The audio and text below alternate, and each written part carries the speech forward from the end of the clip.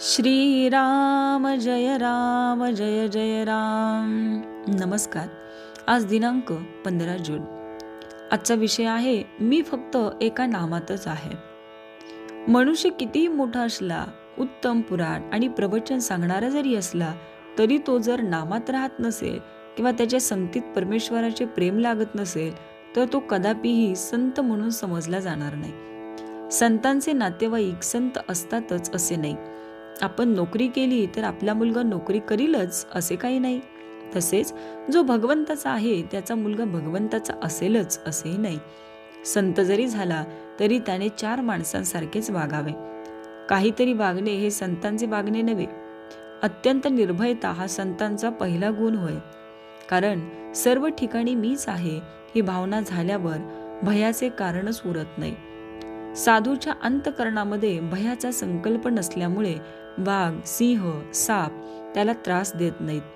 अगदी जंगली वाघाकडे देखील निर्भयतेने नजरानजर केली तर तो अंगावर येत नाही.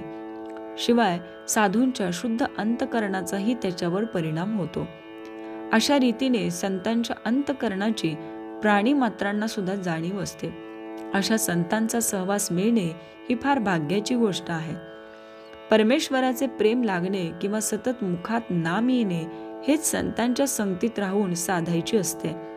संतांची अखंड संगत नामानेच ठेवता येईल. जिथे नाम आहे तिथे संतांचा सहवास आहे. तुकाराम महाराजांसारखे संत सुद्धा देवापाशी मागताना तुझा विसर न पडावा हेच मागतात. तसेच रामदास स्वामी देवाला म्हणतात, तुझा योग म्हणजे तुझा सहवास मला नित्य घडू दे. योग असणे म्हणजे दुसरे काही नसून मन जेव्हा अनुसंधानापासून अलिप्त होऊन इतर विचारांत भरकटते तेव्हा त्याला आवरून परत अनुसंधानात लावणे हीच योग शक्ती. हुकूम कितीही कडक असे नका, परंतु त्याच्या खाली जर सही नसेल तर त्या हुकुमाला महत्त्व नाही. साहेबाच्या सहीच्या कागदाला महत्त्व नाही आहे. नाम हे सर्व साधनात सहीसारखे आहे. एका मुलाला अत्यंत राग येत असे. रागाच्या भरात तो आपले डोके आपटून घेई.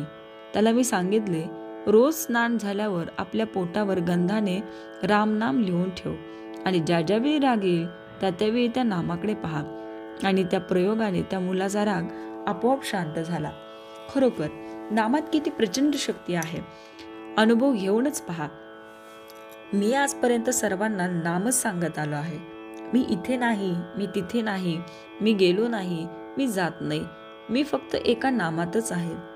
ज्याच्याजवळ भगवंताचे नाम आहे त्याच्या मागे पुढे मी आहेच.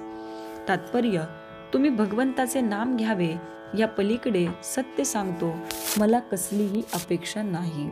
श्रीराम जय राम जय जय राम.